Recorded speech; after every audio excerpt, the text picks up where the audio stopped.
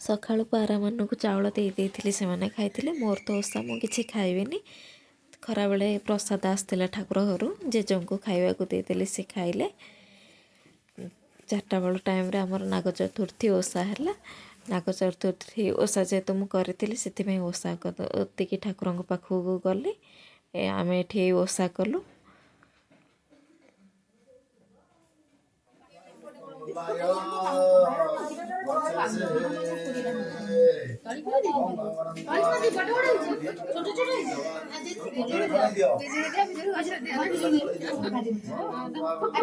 ଜେଜେ ମୋର କହିଲେ, ମୁଁ ଟିକେ ଆମର ନୂଆ ଘର ହେଉଛି ତ, କହିଲେ ମୋତେ ଟିକେ ନିଅ ବୁଲେଇବାକୁ, କେମିତି କ'ଣ କରୁଛ ମୁଁ ଟିକେ ଦେଖିବି।